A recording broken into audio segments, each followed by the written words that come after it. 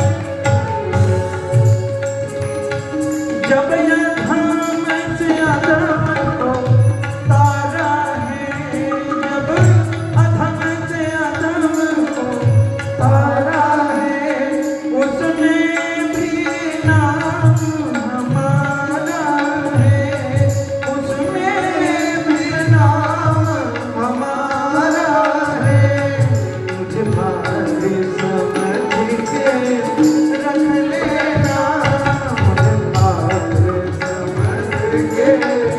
रख लेना भगवान तू अपने चरणों में, भगवान दास बना कर रख लेना भगवान तू अपने चरणों में, मुझे दास बना कर रख लेना भगवान तू अपने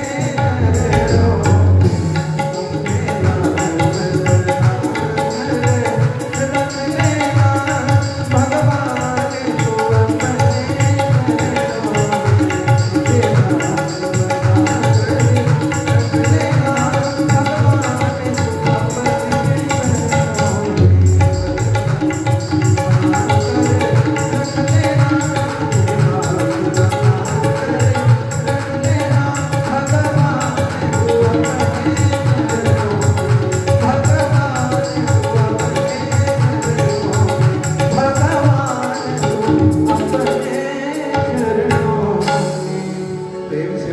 द्वारिकाधीश भगवान की जय हो।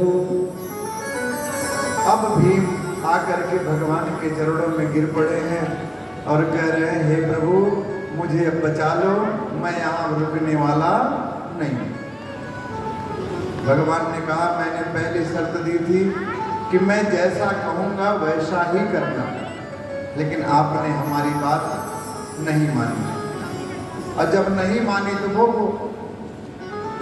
कहे प्रभु अब आप जैसा कहेंगे वैसे ही करेंगे।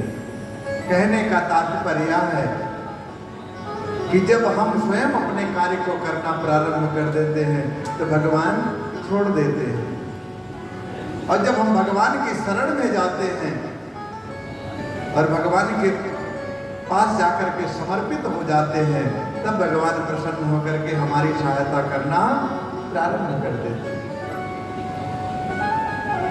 कहे बताओ 27 दिन तक आपने युद्ध किया, हमारी तरफ एक बार भी देखा? भीम ने कहा, हे प्रभु हमसे गलती हो गई। कहे काम करना, अब युद्ध करना तो मेरी तरफ देख लेना। 28वें दिन महाराज युद्ध प्रारंभ हुआ और भीम भगवान की तरफ देखते तो भगवान की तरफ जब भी देखते तो एक भगवान एक तिनका उठाते और बीच में से चीर के फेंक देते। अब भीम समझ गए कि यही प्रक्रिया करनी है। तुरंत क्या हुआ, उठा करके पटके, और वर्णन करते हैं सुखदेव जी महाराज कैसे उन्होंने जरासंध के पैर को चीरा महाराज। जैसे एक हाथी पेड़ के डाली को तुरंत अपने सूंड से पकड़ करके और फाड़ देती है, उसी प्रकार आज भीम जरासंध के पैर को नीचे दाब लिए और दूसरे हाथ से उसके पैर को पूरा शरीर एक तरफ अलग कर दिया। अलग करके उन्होंने फेंक दिया और जयकारा का घोष स्वयं भीम लगाने लगे कि मैं विजय प्राप्त किया। लेकिन थोड़ी देर बाद फिर क्या हुआ महाराज, उसका शरीर घिसटते घिसटते आया और आकर के फिर चिपक गया और जरासंध पुनः खड़ा होकर के युद्ध करना प्रारंभ कर दिया। अब भीम बड़े अचंभित हो गए कि ये कौन सी लीला है प्रभु। फिर भगवान के पास देखना प्रारंभ किया।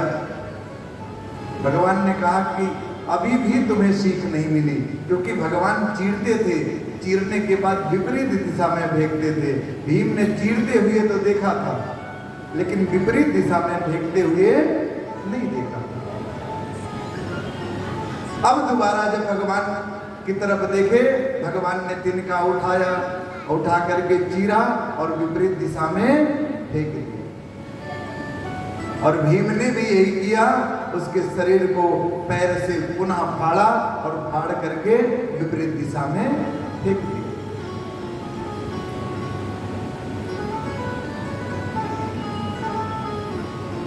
अब सुखदेव जी महाराज प्रश्न कर लिए,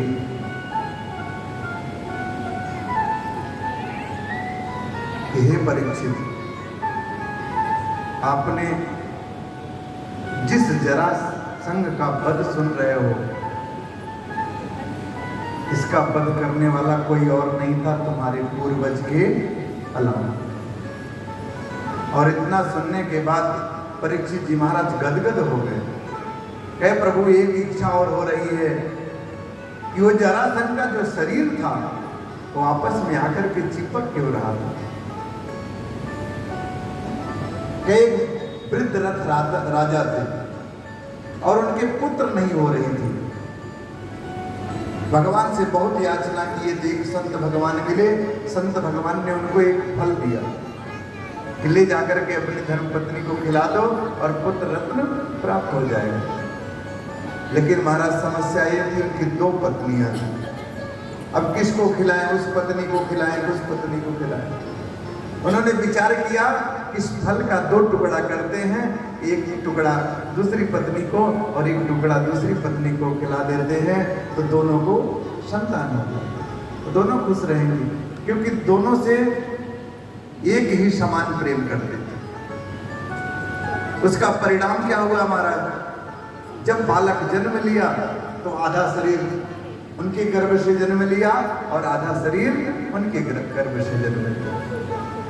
और दोनों माताओं ने जब बच्चे को जन्म दिया तो उनको लगा कि ये बच्चा मृत पैदा हुआ है, इसकी मृत्यु हो गई, ये बचने वाला नहीं। और उन्होंने क्या किया कि दोनों को ले जाकर के जंगल में फेंक दिया। और जब फेंक दिया तो वहां एक जरा नाम की तांत्रिक रहती थी राक्षसी, लेकिन वो बहुत बड़ी तांत्रिक थी। उसने क्या किया, दोनों भाग को उठा करके और अपने तंत्र का प्रयोग करके दोनों को जोड़ दिया। और उसी समय वह जरासंध बन गया, क्योंकि जरा ने दोनों को जोड़ दिया, संग कर दिया, इसलिए उसका नाम पड़ गया जरासंध। आज भीम के द्वारा उसकी मृत्यु हुई और मृत्यु के बाद भगवान का नाम स्मरण करते हुए भगवान के ही श्री चरणों में चला गया।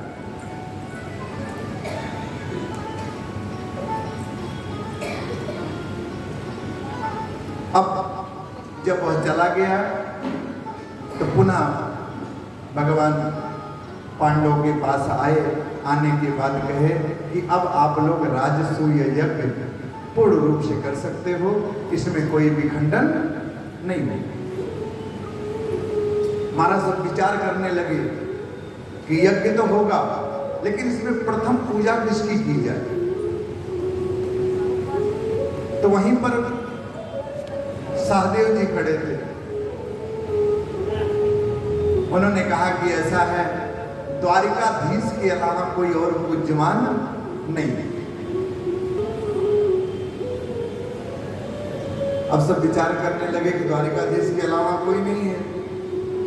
एक काम करते हैं, द्वारिकाधीश की ही पूजा प्रथम करते हैं।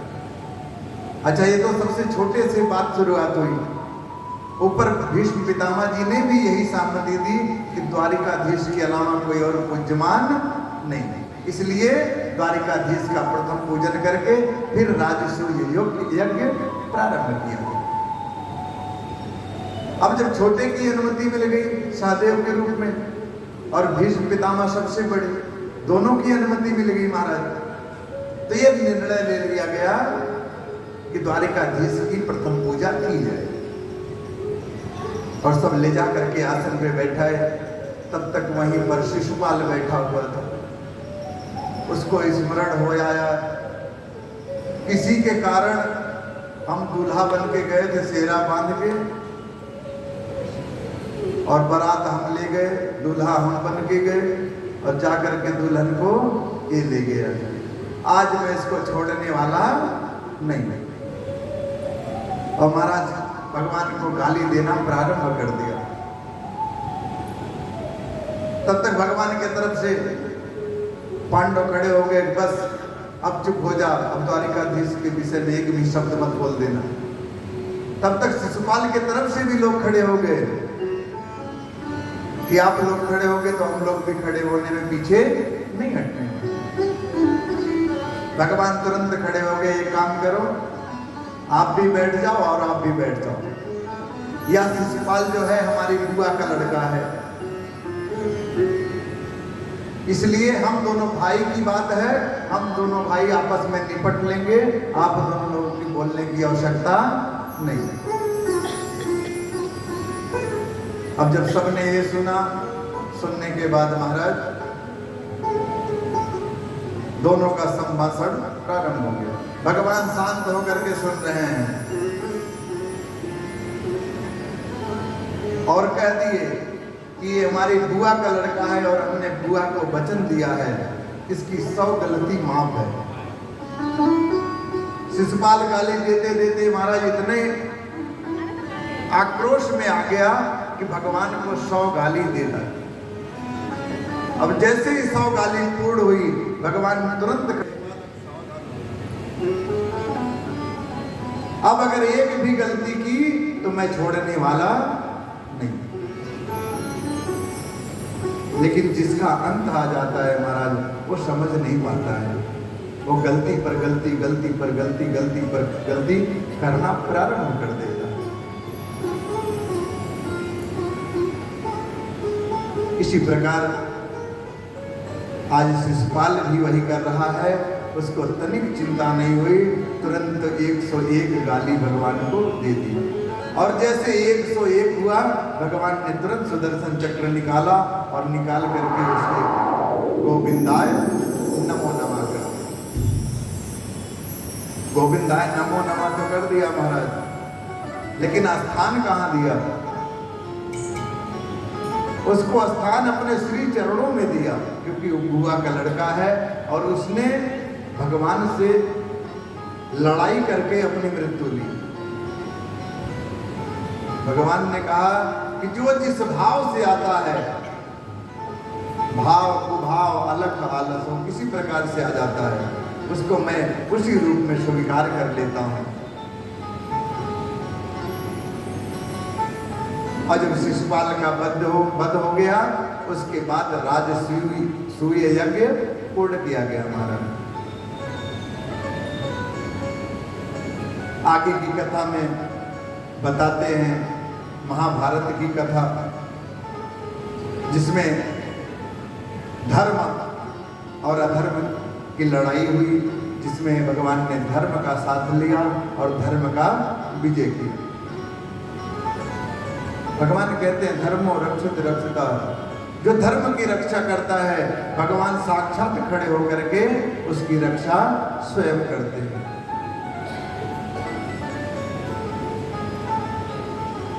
इस प्रकार यज्ञ को पूर्ण किया गया और यज्ञ जब पूर्ण हुआ, द्वारिकाधीश पुनः अपने स्थान पर।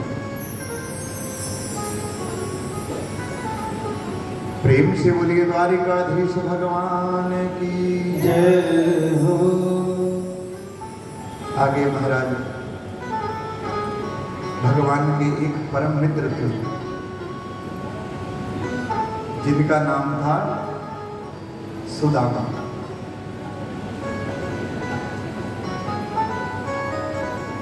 सुदामा का परिचय देते हैं। कृष्णस्यासीत् सखा कश्चित् ब्राह्मणो ब्रह्मवित्तमः विरक्त इन्द्रियार्थेषु प्रसन्नतया जितेन्द्रियः। सुदामा जी का परिचय दे रहे हैं कि कौन थे? कृष्ण के सखा थे, और ऐसे सखा नहीं थे, परम सखा थे, परम मित्र थे। कहते हैं कृष्णस्यासि सखा कश्चित् ब्राह्मणो ब्रह्मवित्तमः। नाम के ब्राह्मण ने थे, ब्राह्मणो ब्रह्मवित्तमः, त्रिकाल संध्या करने वाले थे और ब्राह्मणत्व का पालन करने वाले थे। इसीलिए इनका परिचय देते हैं ब्राह्मणो ब्रह्मवित्तमः, कि ब्राह्मण तो थे ही, लेकिन ब्राह्मण के हर कर्म का पालन करने वाले थे। और कैसे थे? विरक्त इंद्रियार्थेषु, विरक्त थे और समस्त इंद्रियों को अपने बस में रखते थे। अप्रसन्नात्मा जितेन्द्रियः। क्या कह रहे हैं? प्रसन्नात्मा जितेन्द्रियः, हरदम प्रसन्न चित्त रहते थे और भगवान के नाम का उच्चारण करते थे। इनका परिचय देते हैं महाराज कि ऐसे ब्राह्मण थे कि जो भगवान के मित्र थे, द्वारिकाधीश जैसे उनके मित्र थे, परंतु वो अपने ब्राह्मण कुल का, अपने ब्राह्मणत्व का हमेशा ध्यान रखते थे।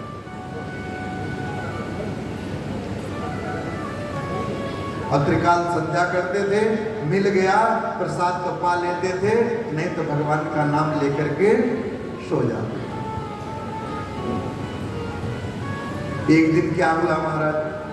भगवान विचार करने लगे कि हमने अपने जितने लोगों से मिले सबका कुछ न कुछ किया, लेकिन एक हमारा सखा है सुदामा, उसके बारे में आज तक मैंने कभी सोचा तक भी नहीं। भगवान विचार करते करते क्या किए, संत का रूप धारण करके सुदामा जी के घर पे, सुदामा जी की कुटिया में पहुंच गए। और पहुंचने के बाद कहते हैं, हे देवी, मैं भिक्षा की इच्छा से आया हूं और आप हमें भिक्षा प्रदान करें। और उनकी पत्नी थी सुशीला। कहते हैं महाराज, जथा नाम तथा गुड़ा, जैसे उनका नाम था सुशीला, उसी प्रकार उनका गुड़ भी था। अगर भिक्षा मांग कर लाते थे तो पाती थी, और नहीं आता था तो नहीं पाती। भगवान आए साधु का रूप धारण करके, कहे देवी भिक्षा दो। और जब भगवान ने कहा कि भिक्षा दो, तो क्या बता रही हैं कि हे प्रभु, मेरे यहाँ सूतक लगा हुआ है। सूतक का तात्पर्य, कह क्यों सूतक लगा? कहे हमारे यहाँ जन्म लिया है। कह कौन जन्म लिया है? कहे एक बालक जन्म लिया है। कहे बालक कौन सा है? कहे दरिद्र नाम रूपी बालक हमारे घर पर जन्म लिया है, इसलिए हम आपको अन्नदान नहीं कर सकते।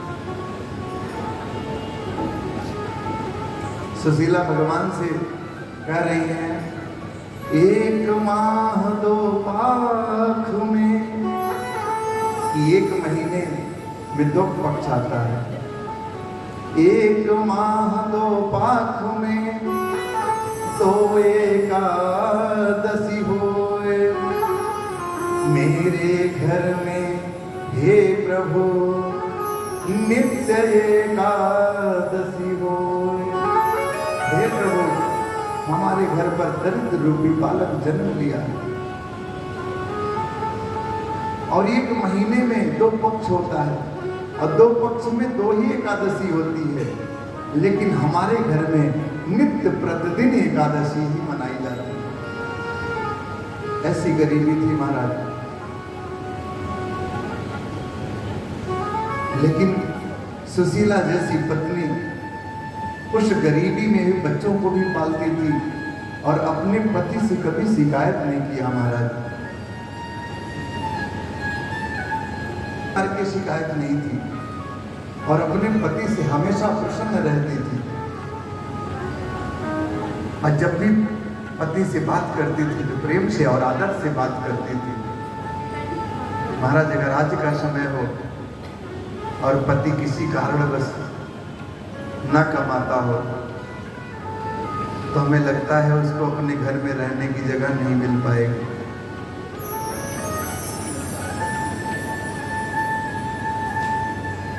लेकिन सुशीला क्या कर रही हैं कि अपनी पति का शिकायत नहीं कर रही हैं। आज के समय में लोग क्या करते हैं ना, कोई मिल गया तो पति का ही शिकायत करना प्रारंभ कर देती हैं। लेकिन सुशीला क्या कह रही है, हमारे यहाँ सूतक लगा हुआ और हमारे यहाँ प्रतिदिन एकादशी मनाई जाती है। भगवान समझ गए और तुरंत कहा कि हे देवी, हमने सुना है तुम्हारे पति की सखा द्वारिकाधीश कृष्ण है, और वो इतने धनवान हैं कि अगर अब ये उनके यहाँ चले जाते तो ढेर सारा धन आपको प्राप्त हो जाता। अब सुशीला के बाद में ये दिमाग में ये बात बैठ गई कि द्वारिकाधीश का नाम सुना, और सुनने के बाद समझ गए कि हमारे पति के सखा हैं। अब महात्मा जी तो वहां से चले गए, और जब सुदामा जी पूजन करके उठे, उठने के बाद गई, चरण स्पर्श किया, आशीर्वाद लिया, उसके बाद उचित आसन देकर बैठाया और चरण सेवा करना प्रारंभ कर दिया। कह रहे हैं, प्रभु अगर आप बुरा ना माने तो मैं आपसे एक निवेदन करना चाहती हूँ। सुदामा जी बोले, हे देवी, आज तक हम तुम्हारी बात का कभी बुरा नहीं माने, आप बताओ। कहे बताओ, आपके मित्र, आपके सखा क्या द्वारिकाधीश है? सुदामा जी कह रहे हैं कि हाँ, हमारे सखा हैं द्वारिकाधीश, लेकिन वो महाराज हो गए हैं। और सखा तो वह होता है जो बराबर का हो, क्योंकि अगर आज हम उनको सखा कहते हैं तो हम तो उनको सखा मानते हैं, लेकिन आज जो राजा हो गए हैं वो अगर सखा नहीं मानेंगे तो हम कैसे करेंगे?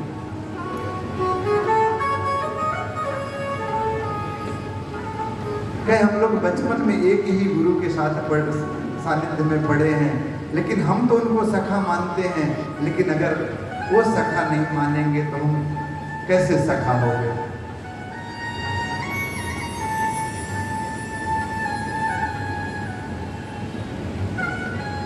सुशीला कह रही है, प्रभु आपसे निवेदन करते हैं कि अगर आप एक बार उनके पास चले जाते तो हमारे सभी दुख दारिद्र दूर हो जाते। लेकिन सुदामा कह रहे हैं, हे देवी, जाने के लिए तो मैं जा सकता हूँ, लेकिन दुख दारिद्र दूर करने के लिए उनके पास नहीं जाऊंगा, क्योंकि मित्र के पास कुछ मांगने की चेष्टा लेकर के नहीं जाना चाहिए। मित्र के पास तो निस्वार्थ भाव से जाना चाहिए, क्योंकि मित्र वही है जो बिना स्वार्थ के मित्र को याद करे। सुशीला तैयार हो गई, कहीं एक काम करो, आप जाकर के मिल के चले आओ, कुछ कहना। सुदामा तैयार हो गए। अब तैयार होने के बाद महाराज कह रहे, हे देवी, हम इतने वर्षों बाद अपने मित्र से मिलने जा रहे हैं और खाली हाथ जाएंगे तो हमारा मित्र क्या सोचेगा? अब सुशीला सोच रही है, किसी प्रकार इनको तैयार किए हैं तो ये काम करते हैं। जल्दी जल्दी गई और 4 मुट्ठी वर्णन करते महाराज, 4 मुट्ठी और 4 प्रकार का, अलग अलग, यहाँ अलग अलग घर से अलग अलग प्रकार का चावल मिला। 4 मुट्ठी चावल लेकर के आई और उतने में ही प्रसन्न हो गई। भाव देखिए कि 4 मुट्ठी चावल हम अपने पति देव को दे देंगे और इसको ले जाकर के अपने सखा को दे देंगे। सुशीला आई, आने के बाद चावल तो मिल गए महाराज, लेकिन उनके पास कोई पात्र नहीं था जिस पात्र में रख के ले जाते। इतनी गरीबी थी। एक धोती पड़ी हुई थी महाराज, और उस धोती में अनगिनत छेद थे। सुशीला ने क्या किया, उसी को कई परत बनाया और परत बना करके 4 मुट्ठी चावल उसी में रख दिया।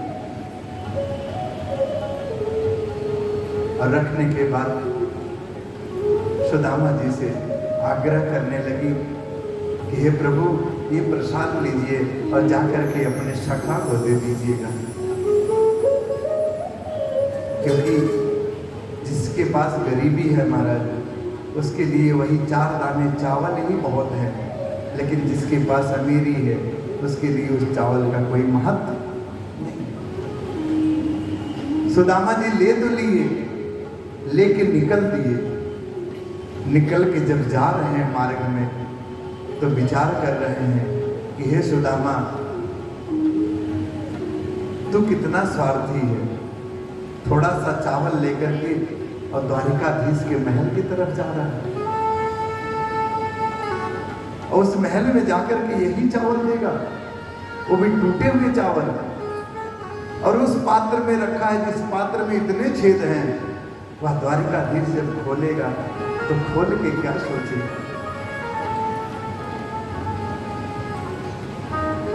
सुदामा जी चले जा रहे हैं और मन में विचार करे जा रहे हैं।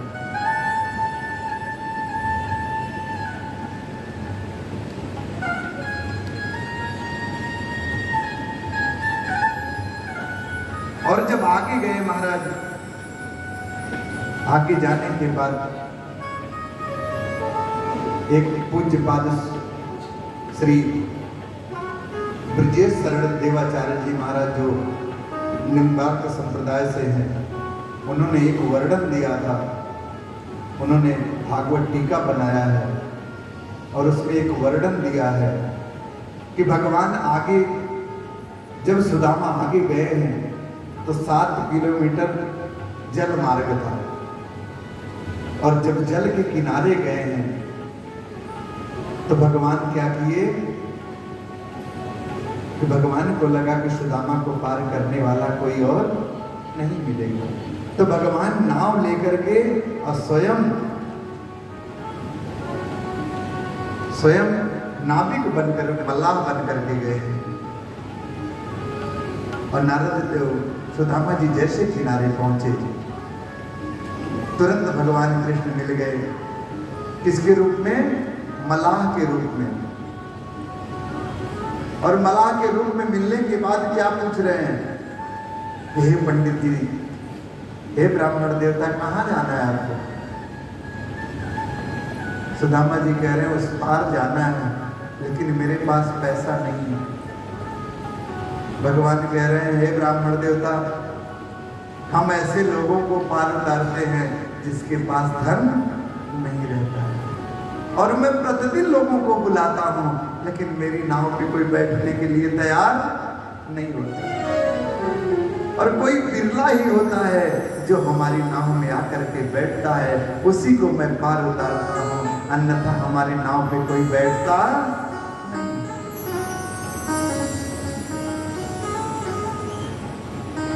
कहते मेरी नौका में बिरले बिरले लोग फिरते हैं, सबके बस की बात नहीं है, लेकिन मैं प्रतिदिन बुलाता हूं। भगवान पूछ रहे हैं, बताओ कहाँ, किसके यहाँ जाना है? सुदामा जी कह रहे हैं कृष्ण के यहाँ जाना है। और भगवान क्या कह रहे हैं कि मेरा भी नाम कृष्ण ही है, लेकिन मुझे कृष्ण मल्लाह कहते हैं, और मैं भी पार उतारता हूं, लेकिन मेरी नौका में कोई बैठता ही नहीं, और आपकी तरह कोई बिरला बिरला आ जाता है तो उसी को पार उतारता हूं, अन्यथा महाराज कोई बैठने ही नहीं आता, क्योंकि मैं रोज बुलाता हूं लेकिन कोई सुनता नहीं। सुदामा जी कह रहे हैं, मल्लाह तेरी बातें तो बड़ी अच्छी लग रही है, कहीं उस पार जाकर के अगर पैसा तो मांग लिया, तो मेरे पास पैसे नहीं है। भगवान कह रहे हैं, पंडित जी आप थोड़ा भी घबराइए मत, मैं नाव का पैसा नहीं लेता हूं, आप आइए और बैठिए, और मैं उस पार आपको उतारता हूं। भगवान स्वयं नाव लेकर के और सुदामा जी को 7 किलोमीटर के जल मार्ग को पार कराया महाराज, और पार कराने के बाद उस पार उतरे। उस पार उतरने के बाद सुदामा जी पुनः चिंतन करने लगे कि हे सुदामा, तो बड़ा लालची है, तू कहाँ जा रहा है? धन मांगने जा रहा है, और उन्हें मुट्ठी भर चावल लेकर के। और सुदामा जी विचार कर रहे हैं, अगर कहीं द्वारिकाधीश, जब सखा थे तब सखा थे, लेकिन अब द्वारिकाधीश हो गए हैं, और कहीं हमको पहचानने से इनकार कर दिए, तो हमारे अंदर जो भाव है ये भाव खत्म हो जाएगा महाराज। और वहीं पर बैठ गए, और बैठ करके विचार करते करते उनको महाराज निद्रा सी आ गई। और जब वो निद्रा पूर्ण हुई तो उन्होंने क्या देखा कि हम द्वारिकापुरी की तरफ पहुंच गए। महाराज जब वहां पहुंचे तो लोगों से पूछ रहे हैं कि मुझे कृष्ण के यहाँ जाना है। जिससे पूछो तुरंत उंगली दिखा दिया। ये ऐसे नाम नहीं लेते हैं, वो द्वारिकाधीश है, श्री श्री 1008 श्री, फिर कई श्री लगा करके। सुदामा जी सोच रहे हैं हमारे लिए तो कन्हैया था, हम फिर भी शुद्ध करके कृष्ण बता रहे हैं, और यहाँ श्री श्री श्री लगा रहे हैं। सुदामा जी पुनः अपने आप को कोसने लगे। महाराज कहते हैं, हे सुदामा, तू अभी भी समय है, लौट चल, नहीं तेरे भाव खत्म हो जाएंगे। और जब तेरे भाव खत्म हो जाएंगे तो जो कन्हैया है तुम्हारा, वो भी तेरे अंदर से निकल जाएगा। आगे गए, द्वारपाल के पास पहुंच गए। जाने के बाद पूछा कि द्वारिका कि जाने का महल कौन सा है? तो लोगों ने बताया कि यही है, द्वार यही है। और द्वारपाल से निवेदन करने लगे सुदामा जी, कोई घर श्याम से कह दो तुम्हारा आया है,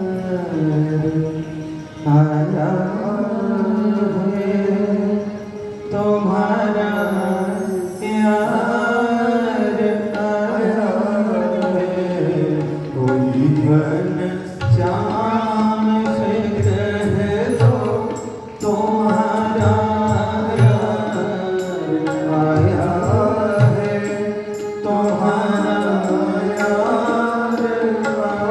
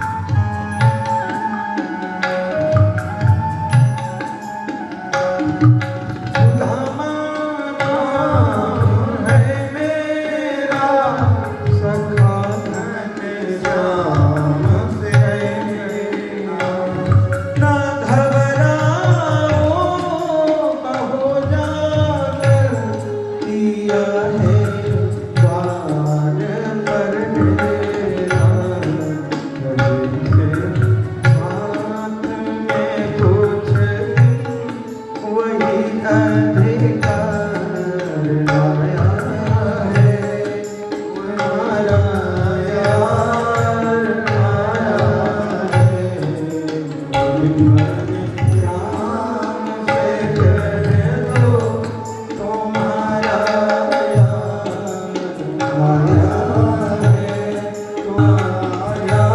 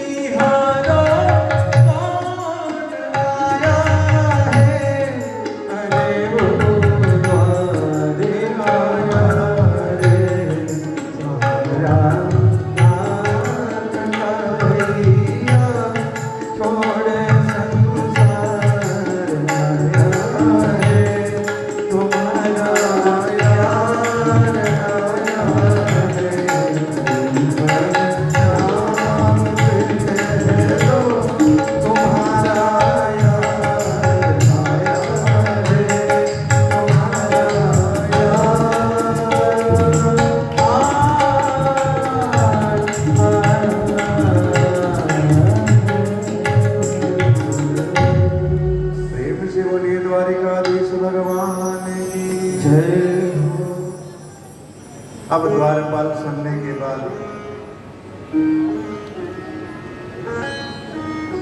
विचार करने लगा, ये कौन सा सखा आ गया है, इस प्रकार कौन सा सखा द्वारिकाधीश का है। फिर भी विचार करने लगा कि ब्राह्मण के भेष में है तो महाराज को बताना ही पड़ेगा।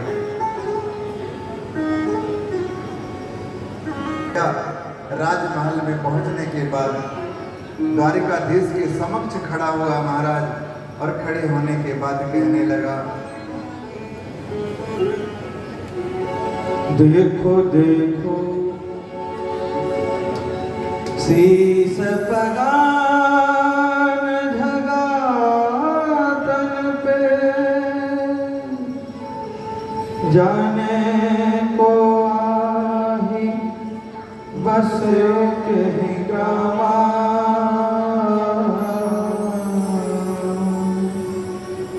पूछत देन दयाल को नाम, बतावत आपनो नाम सुदाम। शीश पगान झगातन पे, जाने को आही बसे ग्रामा,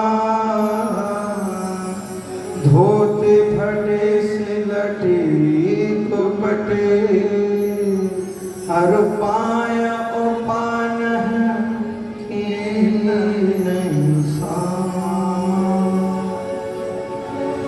द्वार खड़ो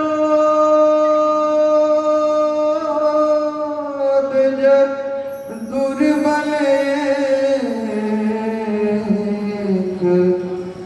रहो चकिसो वसुधाय भेरामा, पूछत देन दयाल को नाम, बतावत आपनो नाम सुदाम। इतना सुनते ही महाराज द्वारिकाधीश तुरंत खड़े हो गए और द्वारपाल से पूछने लगे, क्या नाम बताया, क्या नाम बताया? सुदामा।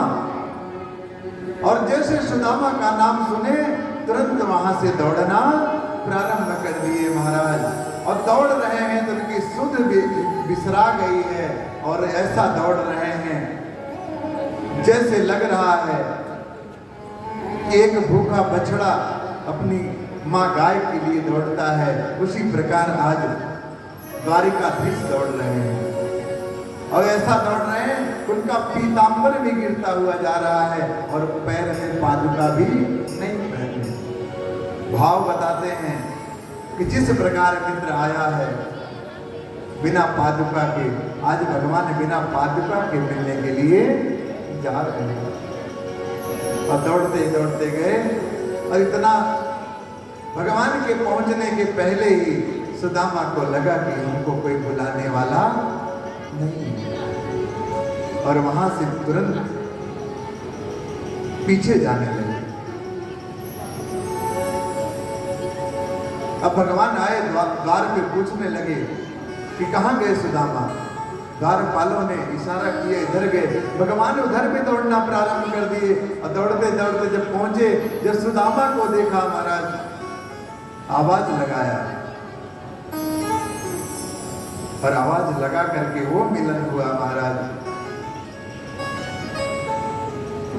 दोनों मित्र आपस में मिले, मिलने के बाद सामान ले आया, सुदामा को बैठाया। बैठाने के बाद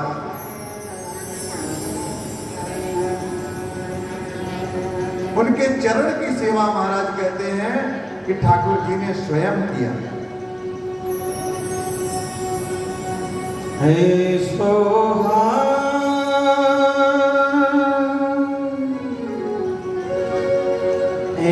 सो बेहाल बेबाइन सो, पग कंटक चाल लगे पुनि चो।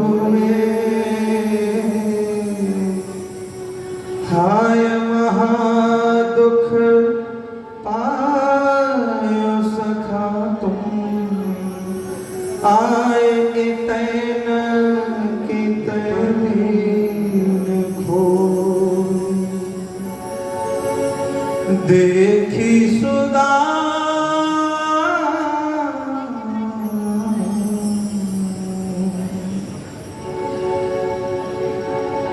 देखी सुदामा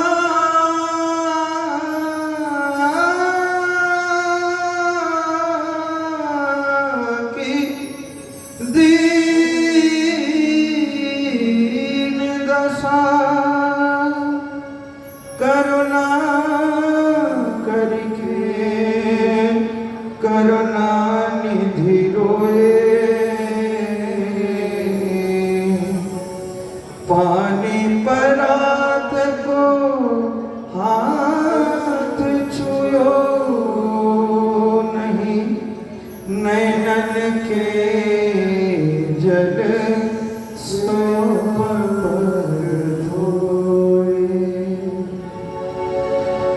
प्रेम से बोलिए द्वारिकाधीश भगवान की जय। जब तक परात का जल आता उसके पहले ही भगवान ने अपने नेत्रों से उनके चरण पखार दिए और अपने पैर पर रखकर अपने हाथ में रख करके सुदामा के पैर धुल रहे हैं।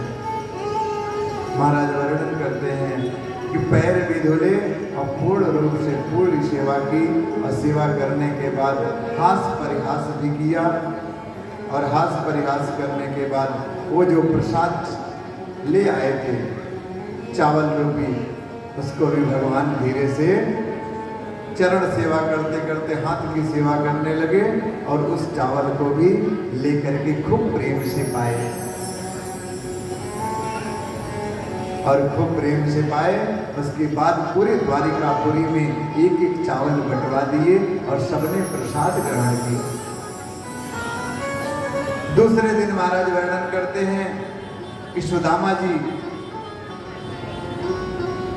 भगवान से कहे कि हे कन्हैया अब हमें आज्ञा दे दो, अब हमें चलना चाहिए। सुदामा जी सोचे मित्र के यहाँ एक दिन से दूसरे कहीं भी जाइए तो एक दिन से दूसरे दिन विश्राम नहीं करना चाहिए। जब तक अगला स्वयं प्रेरित करके आपको ना रोके तब तक आपको रुकना नहीं चाहिए दूसरे दिन। सुदामा जी सोचे कि अब दूसरा दिन लग गया इसलिए हमें चलना चाहिए और भगवान ने रोका भी नहीं।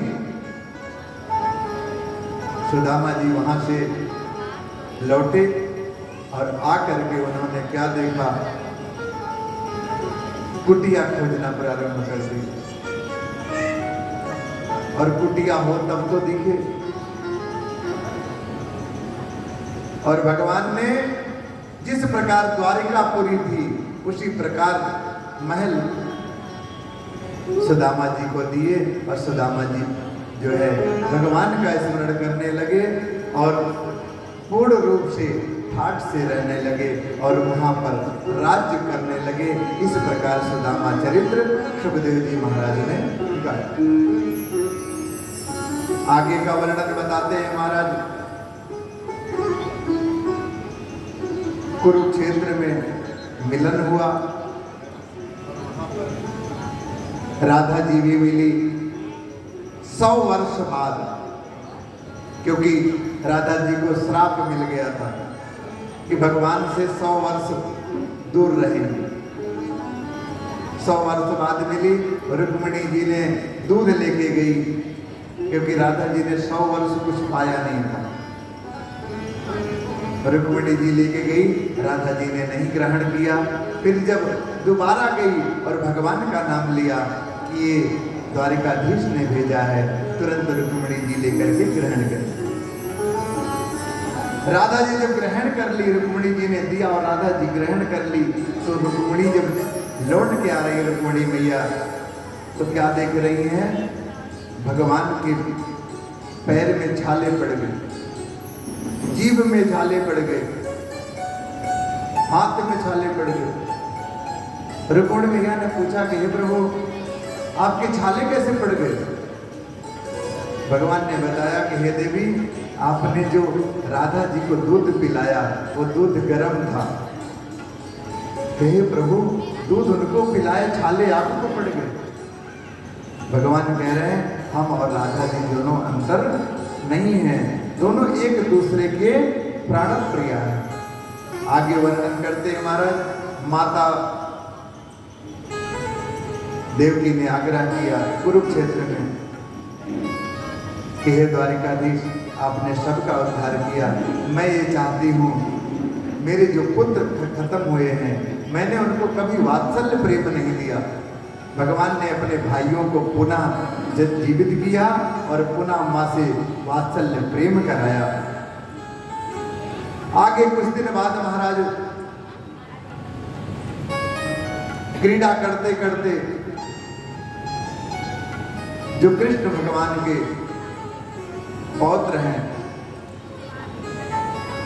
सब मिलकर के जाकर के संत महात्मा तपस्या कर रहे थे, उनके पास गए और जाकर के उनसे परीक्षण करने लगे कि देखें कुछ इनके पास ज्ञान है कि नहीं। जाकर के कहने लगे कि महाराज ये बताइए, ये मेरी पत्नी है, उसी में एक को पत्नी बना ली, ये पत्नी है, इसको क्या होगा, पुत्र होगा या पुत्री होगी। दुर्वासा ऋषि बैठे थे, उन्होंने समझाया कि हम लोग तपस्या कर रहे हैं, आप यहाँ से चले जाएं। लेकिन महाराज के पौत्र थे तो कहाँ से मानने वाले, नहीं माने तो उन्होंने श्राप दे दिया कि जाओ तुम्हारे गर्भ से मूसल होगा और इसी मूसल से पूरे परिवार का नाश हो जाएगा। अब एक दिन क्या हुआ महाराज, भगवान बैठे हैं अपने पैर को पैर पे रख करके, और जब पैर पे पैर रख करके बैठे हैं, उसी समय उद्धव जी पहुंच गए कि हे प्रभु, आप इस प्रकार के बैठे हैं। भगवान ने कहा कि मेरा अब जाने का समय हो गया है, अब हमें हमारा समय पूर्ण हो गया है। और जो श्राप मिला हुआ वह मूसल था, वही एराक नाम का फूस बना, जिससे लड़ करके समस्त यजुवंशी भगवान के श्री चरणों में चले गए। अब ठाकुर जी ने बैठे बैठे उद्धव जी पूछ लिए, हे प्रभु आप जा रहे हैं, घोर कलयुग आने वाला है, इस घोर कलयुग में मनुष्य क्या करेगा, आप हमें बताइए। भगवान ने कहा मैंने विचार ही नहीं किया है क्या करेगा। तब उसी समय उस जो मूसल का टुकड़ा था, एक टुकड़ा जो है ले जाकर के समुद्र में फेंक दिया था, एक मछली के अंदर चला गया था, मछुआरा ने ले जाकर के जरा नाम के बहलिए को दे दिया, उसने बाण में अग्रभाग में लगाया और भगवान के चरण को देख करके उसको लगा कि कोई हिरण बैठा हुआ है, और तुरंत अपने बाण से मारा और आकर के भगवान के चरणों में लग गया। भगवान के चरणों में लग गया तो भगवान समझ गए और वो आकर के भगवान से प्रार्थना करने लगा, हे प्रभु मुझे क्षमा करें। भगवान ने कहा ये सब बनाई हुई लीला है, आप तनिक भी परेशान मत हो। उद्धव जी के पूछने के बाद दिव्य ज्योति प्रकट हुई भगवान के शरीर से और आकर के श्रीमद् भागवत महापुराण में प्रविष्ट हो गई और वहीं से भगवान अपने धाम को चले गए। प्रेम से बोलिए द्वारिकाधीश भगवान की। कई इस कलियुग रूपी संसार में साक्षात मेरा दर्शन श्रीमद् भागवत महापुराण में होगा। जो इसको श्रवण करेगा या जो मूल पाठ करेगा उसको भगवान के श्री चरणों में स्थान मिलेगा। ऐसे भगवान ने स्वयं अपने श्री मुखारविंदों से कहा।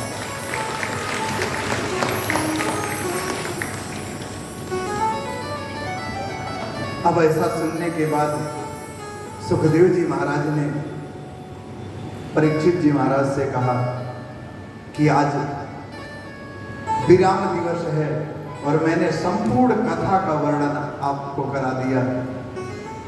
कहे प्रभु मेरी मृत्यु, कहे अभी भी तुम्हें मूर्खता अंदर है, तुम्हारे अंदर अभी भी अज्ञानता है।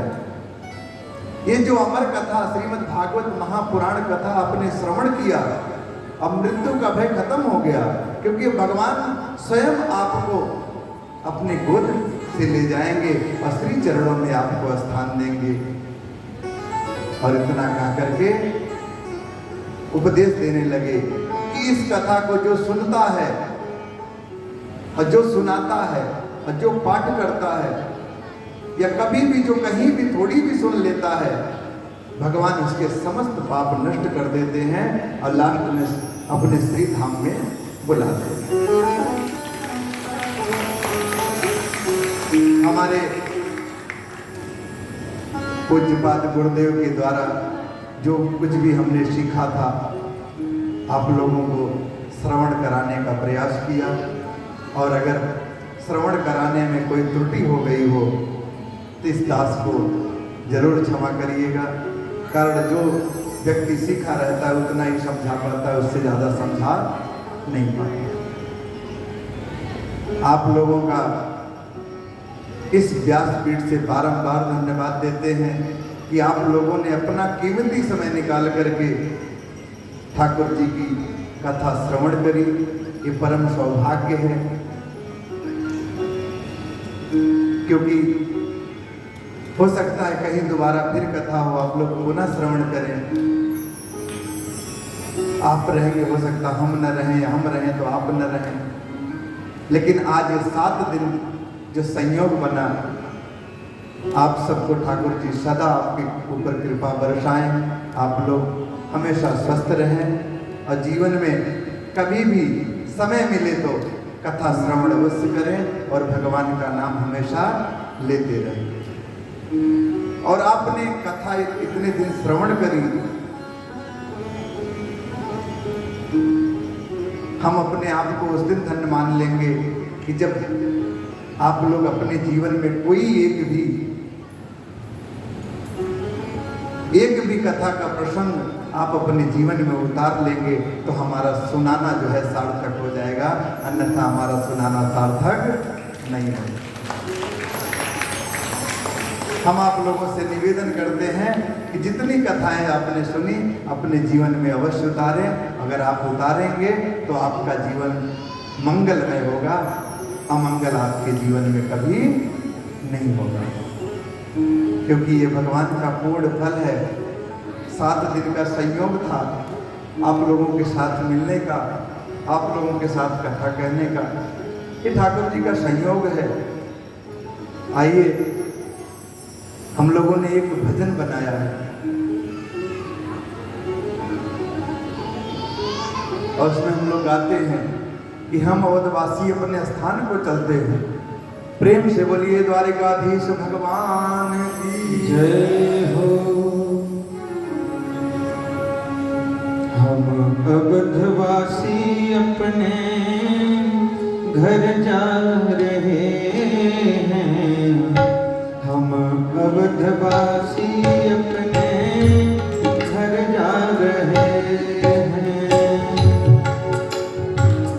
हम अवधवासी अपने घर जा रहे हैं, हम अवधवासी अपने घर जा रहे हैं। सीधी नगर के वासी सदा सुख रहना, सीधी नगर के वासी सदा खुश रहना।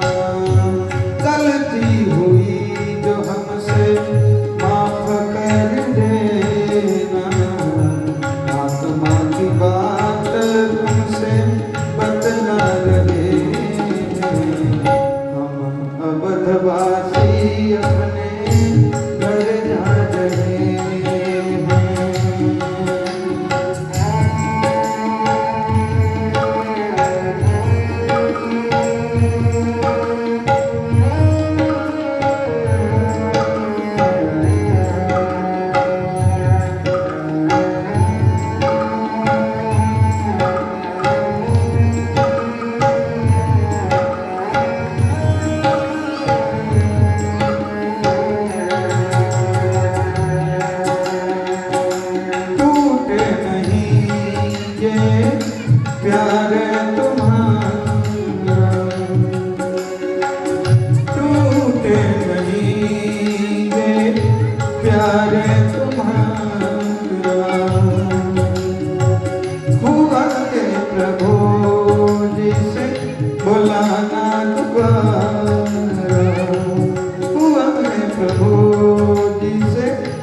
बुलाना दोबारा,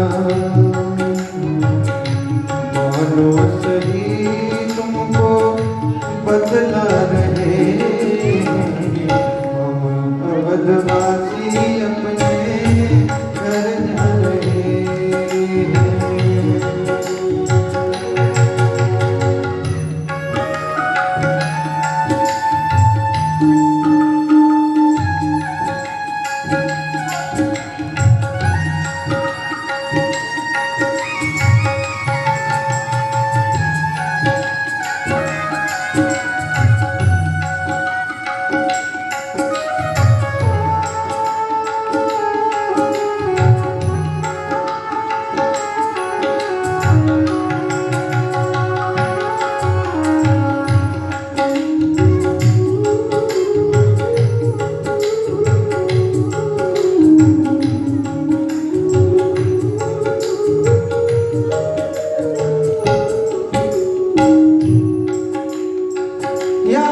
तुम्हारे हमको हर पल, याद तुम्हारे हमको हर पल आएंगे, याद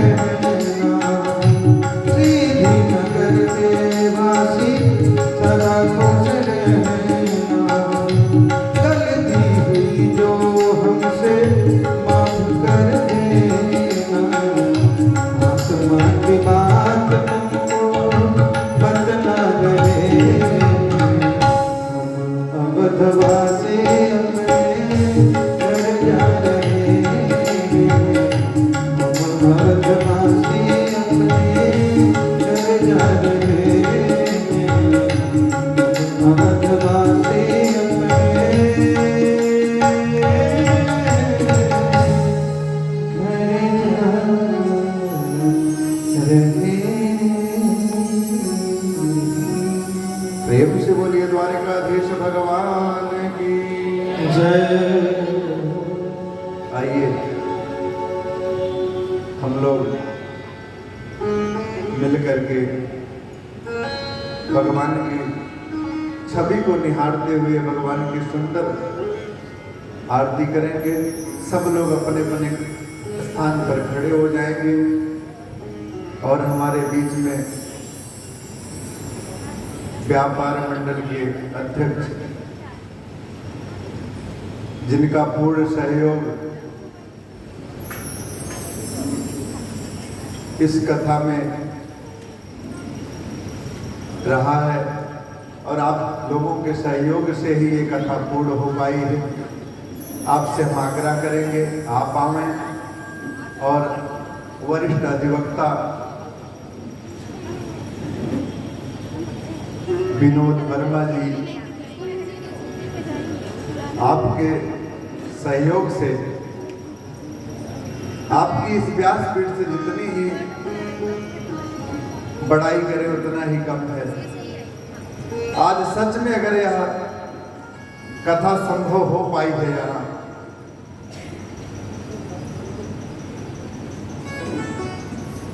तो इसका पूर्ण श्रेय आप हैं, अन्यथा यहाँ पर कथा नहीं हो पाती। चाहे ठाकुर जी ने आपको प्रेरणा दी, चाहे ठाकुर जी ने आपको आदेश दिया, ये मैं नहीं जानता, लेकिन आपने अपना पूर्ण सहयोग सामर्थ्य के अनुसार उससे बढ़ चढ़ के, क्योंकि आप इतना बड़ा दिल बना करके आपने हिस्सा लिया, इस व्यासपीठ से मैं आपको बारंबार धन्यवाद देता हूं और ठाकुर जी से प्रार्थना करता हूं कि आप पर हमेशा आशीर्वाद बनाए रखे, क्योंकि ये मेरा दिल जानता है और हमारे साथ में जो लोग हैं सब जानते हैं कि आपने कितना बड़ा सहयोग किया है। और हमारे मध्य में व्यापार मंडल के अध्यक्ष लालचंद्र जी गुप्ता जी, आपके सहयोग से यहाँ का पूजन आपके ही सानिध्य से हो पाया है, क्योंकि मैं एक दिन बैठ करके यही इंतजार कर रहा था कि सामग्री आए तो पूजन प्रारंभ करें, लेकिन उस समय बारिश भी खूब हो रही थी और आप उस बारिश में निकल करके और समस्त सामग्रियों को एकत्रित करके इस यज्ञ को पूर्ण किया है। और यहाँ पर सभी उपस्थित जो आए हैं उनके लिए भी, जो नहीं भी आए उनके लिए भी इस व्यासपीठ से मैं आग्रह कर रहा हूँ कि ठाकुर जी हमेशा आप लोगों को सदा खुशी रखें, आप लोगों पे कृपा समझ सदा बरसाए रखें। आप लोग प्रेम से आरती करें। आरती करने के पश्चात ज़्यादा नहीं, सिर्फ 10 मिनट का समय और लूँगा, उसके बाद आप लोग जा सकते हैं, क्योंकि आरती के बाद आप लोग प्रेम से एक एक लोग आए और ठाकुर जी का दर्शन करके पुनः अपने यहाँ जा सकते हैं। प्रेम से बोलिए वृंदावन बिहारी लाल की जय हो।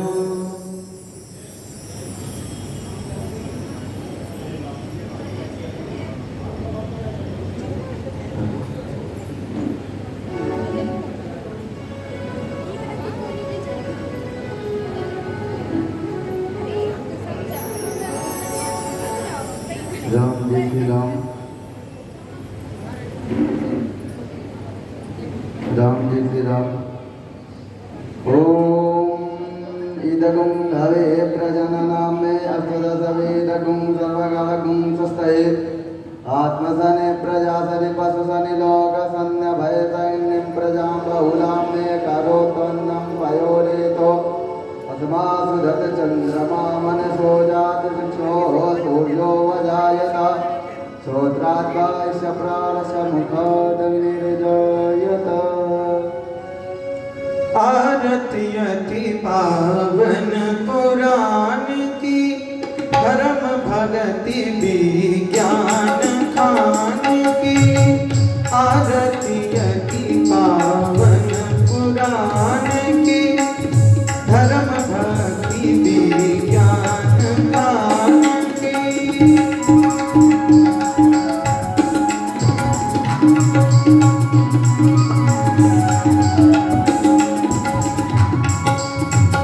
महापुराण भागवत निर्मल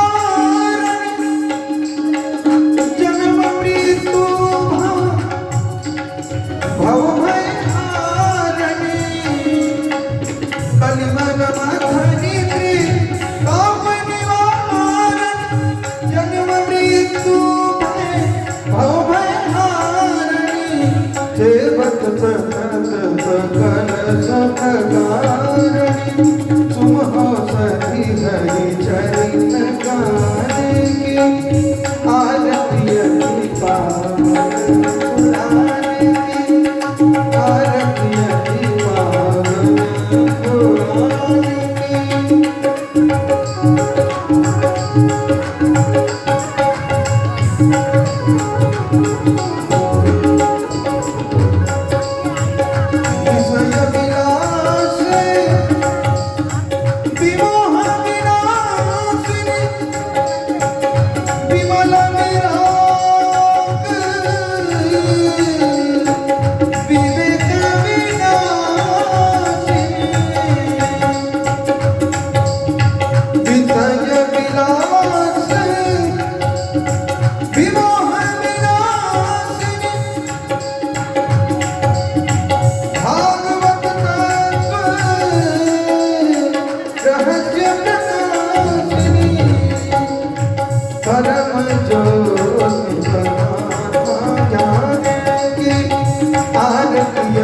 पावन पुराण की आरती अति पावन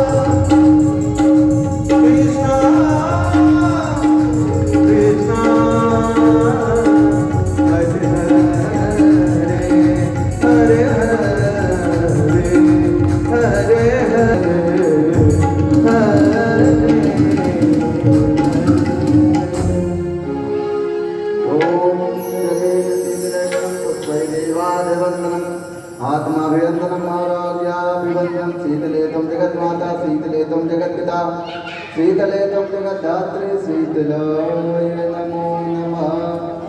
सभी भक्त आरती को प्रणाम कर लेंगे सभी लोग। उसके बाद में सभी लोग हाथ जोड़ करके पुष्प लेकर के मंत्र में पुष्पांजलि करेंगे।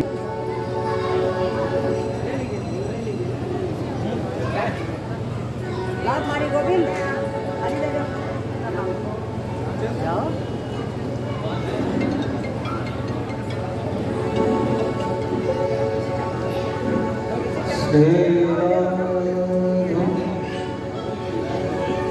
आप सभी भक्तगण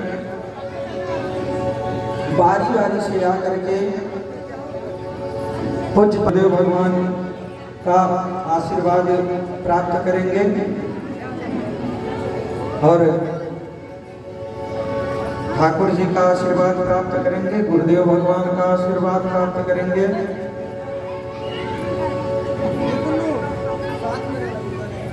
आप लोग अपने अपने स्थान पर सिर्फ 5 मिनट और बैठ जाएं, उसके बाद प्रसाद लेकर के अपने